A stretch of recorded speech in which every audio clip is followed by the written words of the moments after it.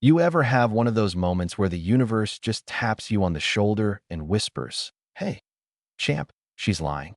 Yeah, for me, that tap came in the shape of a ticket. It was a Tuesday, the kind of Tuesday that doesn't ask questions. It just shows up, throws a lukewarm coffee in your face, and tells you to deal with it. I had just gotten back from a client meeting, walked into the house, still wearing the same tired suit I'd worn through 3 layoffs and a pandemic. Nothing looked out of place. Monica was in the kitchen chopping parsley like she had something against it. But her bag was on the counter. Open. Careless. She's not the careless type. That was red flag number one. I wasn't snooping. Let me say that up front. I was reaching for a pen and my hand brushed against something thick. 2 envelopes. Restaurant gift tickets. The fancy kind you get in those curated birthday baskets or corporate thank you kits. Heavy cream paper, gold embossing, the whole nine. One of them was unused. The other? Well, it had a stamp on it. Redeemed. Dated. Signed by the restaurant manager. Romantic dinner for two. Cute. I walked into the kitchen like nothing happened. My voice steady. Hey babe, this ticket expired already. Monica didn't look up. Just kept massacring the parsley. Oh, I must have forgotten to use it. Forgotten to use it. With a stamped date. A signature. And, cherry on top, a little smiley face the waiter had drawn under the thank you. She must think I'm allergic to noticing things. Bless her. Oh, I said, playing dumb. So, what's this one for then? I held up the second ticket. She glanced up then. Just a flick of the eye, like a reflex. Oh, I don't know. I think my sister gave me that one too. Her sister lives in Berlin, and she hates restaurants. Says she doesn't trust ambience. I just nodded. Cool. Maybe I'll use it. Wanna come? She hesitated, then smiled, this tight-lipped version of her usual sparkle. I think I've got yoga that night. Yoga. On a Thursday. The woman hasn't touched a yoga mat since 2019 when she tore her L5 doing goat yoga at the county fair. And just like that, I knew. So I made a reservation. For one. Well, two, technically. I brought my good friend, a notary. Because if this was going to unravel, I wanted signatures. And dates. And maybe a creme brulee to ease the sting. I called the restaurant that afternoon, asked if they could confirm when the first ticket had been used. Oh yes, the hostess chirped. Such a cute couple. They came in last week. He brought roses. Cute couple. Roses. I thanked her and hung up. Then I laughed. Not because it was funny, but because I was officially starring in the role of oblivious husband number one in a drama I didn't audition for. That night, I booked a hotel. Not for her. For me. Because I had a plan. And Monica? She was about to learn what happens when the man you think is soft stops folding napkins and starts collecting receipts. The restaurant was called Le Coeur de Lune. Fancy name. Fake candles. Real betrayal. I showed up 10 minutes early. Wore my best blazer. Not to impress anyone. Just because I wanted the receipts to look sharp. Literally. The notary arrived 5 minutes later, confused but professional, clipboard in hand. Who's signing? He asked. Not her. I said, smiling. You are. Witness only. The rest? Just observe. We were seated at a corner table. Same one, apparently, as the cute couple from last week. I could still smell her perfume in the seat cushion. Jasmine and fraud. The hostess remembered the ticket. She even said, "Oh, using the second one tonight." Bingo. I ordered Monica's usual, grilled sea bass with lemon butter, and a glass of the overpriced wine she pretends to like for appearances. Then I ordered steak. Rare. Just to feel something. We ate in silence. Well, I ate. The notary scribbled and documented. I watched the place closely, cataloging the details. Same waiter. Same folded napkins. Same stupid heart-shaped bread rolls. Halfway through dessert, I leaned forward and said to the notary, "Do you think betrayal tastes better with creme brulee or molten lava cake?" He blinked. "Sir, creme brulee it is." He nodded solemnly. Signed off on the time, the date, and the fact that this was not a romantic dinner. Then I handed him an envelope. Inside, a copy of the used ticket, photos I'd collected, and a note that said, "To be filed with my lawyer if she plays dumb again." By the time I got back to the hotel, Monica had texted, "How was yoga?" "Stretching." "You." I stared at the screen, then typed back, "Sweet." I stretched too. Into my legal rights. I didn't hit send. Not yet. Timing, like revenge, is best served cold and plated elegantly. But I did email myself every receipt. Every timestamp. Every word she'd said since the Parsley incident. Because this wasn't just suspicion anymore. This was chess. And I was playing 4 moves ahead. And Monica? She was still stuck trying to remember what lie she used last week. Thursday morning came wrapped in the kind of fake calm that only guilty people wear like perfume. Monica kissed me goodbye on the cheek. I didn't move. She didn't notice. Or maybe she thought I was still playing dumb. "I'll be at the studio till noon," she said, slipping on her sneakers. The kind she only wears when she wants to appear athletic without ever bending a knee. "Don't overdo it," I replied, sipping my coffee. "You're not 25 anymore." She flashed that practiced smile, the one that doesn't reach her eyes. "Neither are you." Touché. I watched her drive off in the car I paid for, wearing leggings I didn't recognize, heading toward a yoga studio that, according to Google, had permanently closed last March. See, that's the thing about me. I don't react. I record. I verify. I waited exactly 20 minutes, then picked up her tablet from the coffee table. She'd left it open, logged in, with her messages synced. Some folks call that an accident. I call it providence. The first message that caught my eye? From someone saved as Elena, yoga. Cute. Except Elena was a 46-year-old receptionist with sciatica and a limp, and she definitely didn't sign her text with emojis and phrases like, "Last night was magic." So I tapped. The conversation was scrubbed clean, but not that clean. Because Monica's not the tech-savvy one in the house. She's the candlelight and throw pillows type. I'm the IT guy, and our router has a tracking plugin that logs IP pings and message timestamps. Let's just say I knew more than she did about where her phone had been and who it had been texting. Spoiler, not Elena. I made 2 calls that morning. One to my lawyer. One to the private investigator I'd used once before when my business partner started acting shady. Turns out betrayal is a transferable skill. The PI didn't even blink when I laid out the story. "You're not the first. Won't be the last," he said. "But most guys wait until she's draining the joint checking account before they wake up." I chuckled. "She won't get the chance." He paused. "You sure you want to do this quietly?" "Oh no," I said. "I want to do it thoroughly." By noon, I had 4 days of surveillance lined up. I wasn't going to catch her cheating. I was going to catalog it. Let her keep thinking I'm slow. Let her plan her little getaways and stretch sessions with whatever cologne-wearing motivational speaker she's been twirling her ponytail for. Because while she was posting yoga selfies with an old timestamp and a new tan line, I was building a case file labeled Monica, Operation Swan Song. The last message I saw before I closed the tablet? "Same time next week. Can't stop thinking about your hands." Elena's got great hands, apparently. But hey, every performance needs a standing ovation. And I was just getting ready to take my seat in the front row. The thing about catching a lie isn't the discovery, it's the performance that follows.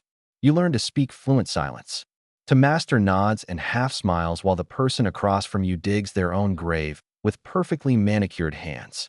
That Friday morning, Monica stood at the foot of our bed, tossing clothes into a small overnight bag. She called it a wellness weekend with her friend Stephanie. Something about hiking, spa detox, and reconnecting with feminine energy. Whatever that means. I watched her zip the bag. Sleek. Confident. She even threw in a book, The Alchemist. Funny choice for someone who's about to be alchemized into a footnote. She turned toward me with a half tilt of her head, the same one she used when we first met. Back then, it was charming. Now, it was choreography. "You sure you'll be okay without me?" she asked sweetly. "Don't worry about me," I said, folding my newspaper. "Worry about ticks." She laughed, slid her arms around my neck, and kissed my forehead, like a nurse saying goodbye to a patient with weeks to live. I didn't flinch. I didn't blink. I simply nodded and walked her to the door like a man escorting a ghost. The second her taillights disappeared around the corner, I opened the cabinet behind the bookshelf. Inside, 3 folders. Surveillance. Receipts. Timeline. The private investigator had delivered early. Apparently, Monica and Elena had met up twice already, once at a restaurant, once at a hotel 30 minutes outside the city. Elena, for the record, was a 6'2" former spin instructor named Travis, who now worked in commercial real estate and wore aviators indoors. I know what you're thinking. Why not confront her? Why not just say I know? Because the thing about a woman like Monica is, she doesn't crack under confrontation. She performs. She deflects, cries on cue, weaponizes shame like a concert violinist. No, I needed more than drama. I needed documentation. And lucky for me, I had just the plan. By noon, I was at the same hotel she had discovered with Travis. Room 214. I'd booked it under a different name, same corner suite. The manager owed me a favor from a real estate deal years ago, so when I asked for two things, a detailed invoice with both Monica and Travis's names, and a copy of the security footage, he didn't hesitate. "It'll be emailed to you before dinner," he said, pushing the key across the counter. "Also, I didn't see you." "You never do," I smiled. I spent the afternoon arranging the documents. Scans of the first restaurant receipt with her forged signature. Photos of Monica and Travis walking hand in hand, laughing like teenagers who'd never had to pay taxes. A blurry but damning still frame of her kissing him outside his Audi. And then, my favorite piece. A copy of the first used dinner ticket I'd found in her bag, signed Romantic Dinner for Two, with the date and Travis's name right under hers. People get sloppy when they're comfortable. They forget the man they married used to work in corporate law before opening his own firm. They forget that I know how to build a case airtight enough to make your own mother testify against you. That evening, I made myself a steak, sat in her usual chair, drank the last of the bottle she'd hidden for a special occasion. This felt pretty special. Then, as planned, I sent a text. "Me. Hope the energy reconnection is going well. Miss you." She responded an hour later. "Monica. Just finished yoga under the stars Milky Way, so peaceful." I looked at the PI's latest update. Photo attached. Monica walking into Travis's hotel suite. No yoga mat in sight, but plenty of stars, if you counted the minibar. I smiled. And then I called my lawyer. Her name's Jessica. She doesn't play games. I laid it all out for her, step by step, document by document. She didn't interrupt, just typed, occasionally hummed. When I finished, she asked one question. "Do you want revenge or results?" "Both," I said. She leaned forward. "Then listen carefully." And so we began. The weekend passed like a chess timer. Every hour, a new piece clicked into place. Monday morning, Monica returned, glowing. Not suspiciously, not nervously, glowing. She walked in with lavender oil in her hair and a bag of granola she said was life-changing. "You look rested," I said, sipping my coffee. "I feel like I've been reborn," she grinned, kissing me on the cheek. A phoenix, apparently, rising straight out of Travis's hot tub. I watched her walk upstairs. She had no idea I'd already changed the locks on the studio she leased under my name. No idea I'd frozen the joint account. No idea I'd revoked her car access through the mobile app. All legal, all documented. And oh, she definitely didn't know I'd scheduled a dinner for Friday night. Same restaurant, same table. Only this time, I'd be bringing a guest. Not a notary this time. Travis. And believe me, he had no clue what was coming either. Friday evening came dressed to kill, soft jazz in the air, wine glasses polished to a shine, and me, in a navy suit I hadn't worn since my last courtroom victory. The reservation was for 7:30 p.m. at Le Coeur de Lune. Same table, same waiter, different vibe. This time, I wasn't the one getting played. I was the one holding the curtain rope, waiting to drop it at just the right moment. And my guest of honor? None other than Travis himself. How did I get him to show? Simple. I sent him a message from Monica's phone. Nothing sinister. Just enough bait. "Travis, meet me at our spot tonight. There's something I want to say in person. Trust me." I watched the three dots blink back and forth before he replied. 7:30? Perfect. He had no idea she wasn't coming. I arrived 5 minutes early. Greeted the maitre d' like an old friend. He led me to the infamous corner booth, menus already laid out. Travis strolled in at 7:29, oozing self-satisfaction, dressed like a guy who owns too many leather jackets and not enough moral fiber. He spotted me, faltered, then walked over with a confused squint. Hey, where's Monica?" I smiled and motioned to the empty seat. "Running late. Sit. Have a drink." He looked uncertain, but Saturday, or husband, right? "Ex-husband, actually," I said smoothly. "As of about 3 hours ago." His eyebrows launched into orbit. "Wait, what?"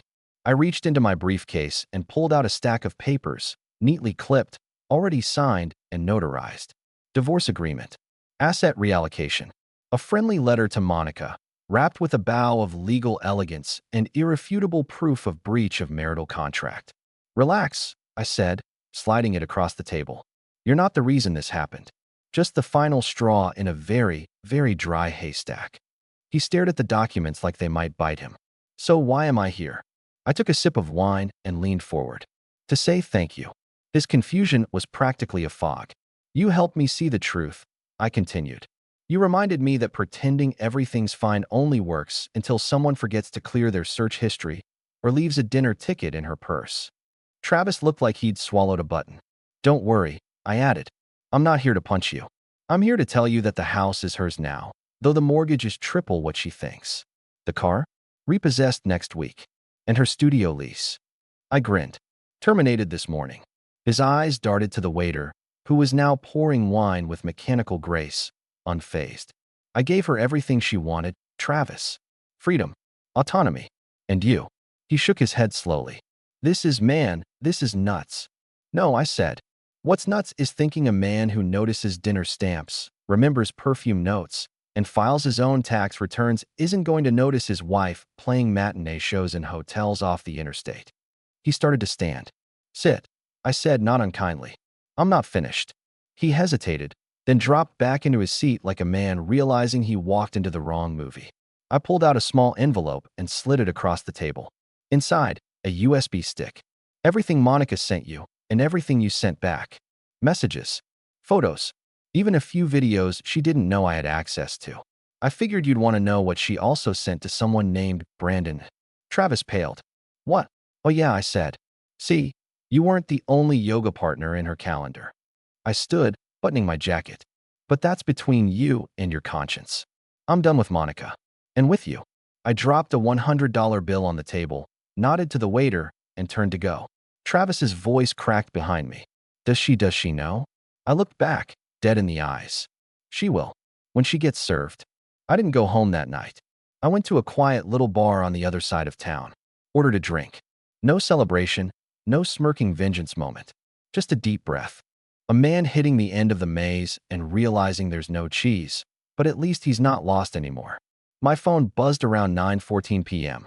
Monica, where are you? You didn't say anything about dinner plans. I stared at it, then typed back.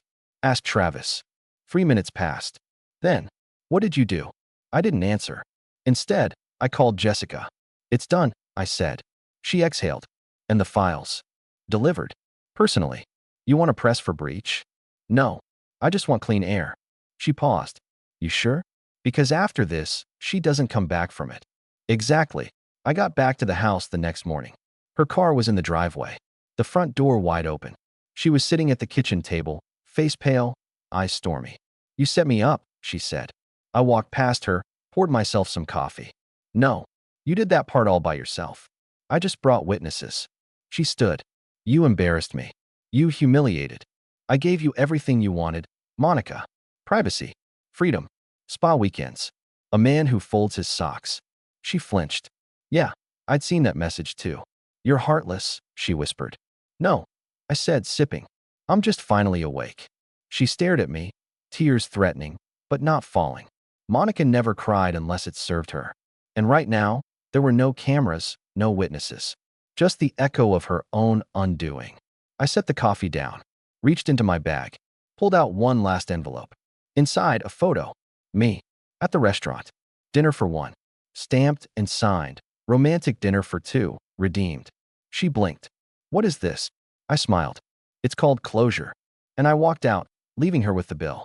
It's funny how fast silence replaces shouting. You'd expect a storm, a flurry of phone calls, a hail of texts. But after the dinner, after the documents, after the reality began to settle in Monica's perfectly contoured face, there was nothing.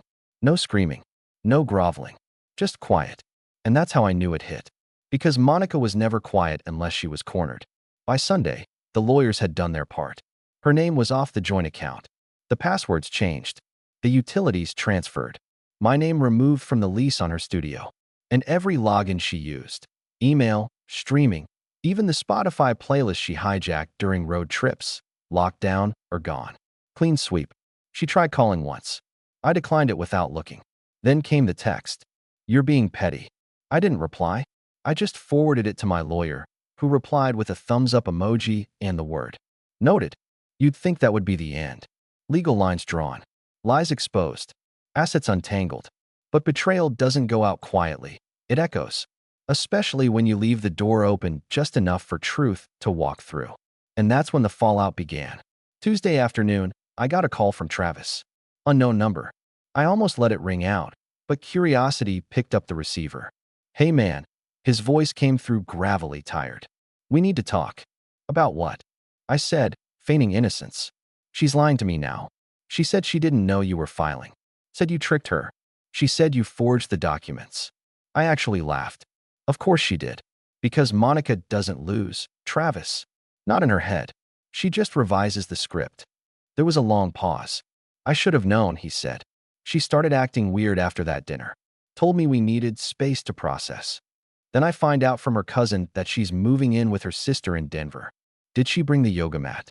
Another pause. Then, quietly. You know she was seeing someone else too, right? Brandon, I said. He sucked in air. You knew? I introduced them at our anniversary party. I replied, sipping my coffee. She said he was just a friend from college. She hugged him longer than she hugged me that night. Travis muttered a curse under his breath. Don't feel bad, I said. She lied to me too. The difference is, I wrote it down. You just believed it. We sat in silence for a moment, two casualties of the same hurricane, staring at our own wreckage. She said she loved me, he said finally. She says that a lot. That night, I opened the envelope labeled Monica, Contingency. It held a USB drive. The folder inside was titled Theater. Yes, all caps. The PI had a sense of humor. Inside were timestamp logs, photos, copies of handwritten notes. One of my favorites? A photo of Monica sitting in a car outside Travis's place, texting Brandon. Timestamped 15 minutes before she posted a selfie online with the caption, Girls' Night. Woman dancing, nail polish sparkles. The performance had layers. My lawyer had seen the file too. Her response was succinct. She's cooked. But the fallout didn't stop with us. Wednesday morning, I got a call from a number I didn't recognize, but the voice was familiar. Is this Adam? The woman asked, cautiously. It is. This is Naomi. Brandon's fiancée. Of course she was. She'd found the texts, the photos, the emails Monica had sent him. Apparently, Brandon wasn't great at clearing his inbox. Naomi was calm, controlled, deadly, in that quiet, unraveling way. I just wanted to say thank you, she said. Your file? I used it. It gave me the leverage I needed. I raised an eyebrow. Leverage for what? Half the condo and the dog. I grinned. Glad I could help. By the end of the week, Monica had moved out of our house. Correction, my house. The one we'd bought together, but I'd paid off, remodeled, and maintained. She left behind a few boxes labeled miscellaneous and one note, written on the back of a Pilates schedule. You always had a flair for dramatics. I never thought you'd go this far. But I see now, you were never weak. You were just waiting for the cue. No signature. I didn't keep the note. I didn't burn it either. I gave it to the notary, who chuckled, folded it, and added it to the file. A week later, I sat on the same restaurant patio where the whole mess began. Same waiter, same wine, but no hidden cameras, no witnesses, no venom. Just me, and a small envelope addressed to myself. I'd written it months ago, back when I still believed Monica's girls' nights were actually girl-filled. Back when I was still questioning if I was overreacting. Inside the envelope was a letter. Short, honest, a reminder. If you're reading this, you've already seen the truth. Don't let her make you feel crazy. Don't let charm cancel consequence. You are not the fool. You are the finish line. I smiled, folded it back up, left it under my plate with $100 tip. The waiter saw it, winked, and said, Another solo dinner? I shrugged. Not alone. Just lighter. It started with the voicemail. Hey, I know I'm probably the last person you want to hear from right now, but can we talk? Just once. Please. I listened to it twice. Not for the words, for the tone. Monica sounded like someone trying to find the emotional setting that would work on me. Like she was flipping through a playbook she hadn't used in years. She called again the next day, then texted, then emailed, then showed up. I was in the garage, fixing a cabinet door that never hung straight.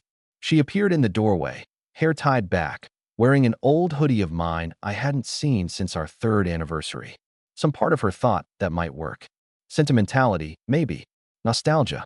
I didn't say anything. Just waited. I was stupid, she began. I said, still holding the screwdriver. I don't want to defend what I did. I thought I was bored, but really, I was scared. Scared that maybe you didn't love me the same way anymore. And cheating on me with multiple men was the cure for that. Her mouth opened, closed. She swallowed. No, it was the excuse. Then she started the tour. Not of the house, of her guilt. She apologized for the first time she lied. For the second dinner ticket. For the fact that she laughed behind my back and told her friends I was emotionally predictable. Her words, not mine. She even apologized for wearing the perfume I bought her on dates with Travis. That one got a blink out of me. Why now? I asked. What's this performance for? No performance, she whispered. Just regret. I stood up, wiped my hands, looked her straight in the eye. Monica, I don't hate you. I don't even wish you pain. But I also don't want your apology. She blinked. Why not?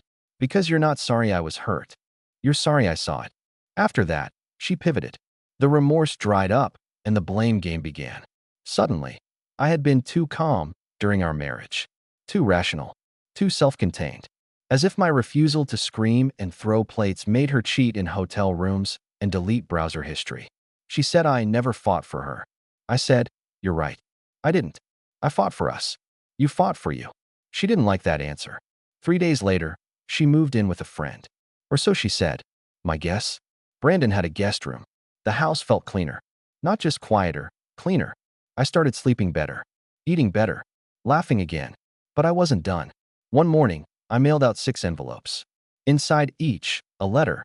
To her parents, who once toasted me for loving her unconditionally. To her sister, who knew, who helped her sneak around, who said I wouldn't take it well if I found out. To our mutual friends, who smiled at me over brunch while texting her emojis under the table. I wasn't vengeful. I was surgical. Every letter included screenshots, facts, dates, a closing line that read, "This isn't for sympathy. It's for clarity. Now you know." 3 months later, Monica sent an invite. A housewarming party. No subject line. Just an image of her smiling in front of a condo with a champagne glass, Travis blurry in the background. She invited me. I RSVP'd, wouldn't miss it. I arrived exactly 20 minutes late, with a bottle of wine and a calm smile. She was surprised, a little thrown off. You actually came, she said, eyes narrowing. I was curious, I said, about how new beginnings look on people who never finished anything. Inside were some familiar faces. People who had once called themselves my friends, now circling Monica like moths who forgot the flame burns. And then Travis walked over. Hey man, he said. Awkward, like his soul had already left his shoes. Travis, I nodded. Still got the Audi? He smiled weakly. Nah, sold it. She said it felt too masculine. I raised my eyebrows. Tough break. He leaned closer. Can I be honest? Please do. She's different now? Cold. Short-tempered. She says I make her feel ordinary. I almost felt bad. Almost. Travis, I said. She just misses the guy she cheated on. And I walked away. Months passed. Life moved on. I bought a new house. Smaller. Quieter. The kind of place that doesn't need throw pillows to feel like home. And then one day, I got a package. No name. No return address. Inside, the original second dinner ticket. Unused. Still crisp. With a note attached. I kept it. Thought we might use it someday. Guess I waited too long. No signature. But I knew the handwriting. I stared at the ticket for a while. Then I walked into the backyard, lit the grill, and tossed it into the flame. I didn't feel triumphant. I felt free. Because the last laugh wasn't a scream or a punch or a plot twist. It was this. The man she thought would fall apart? He didn't. He got up and walked out the front door. With nothing but a plan and his name.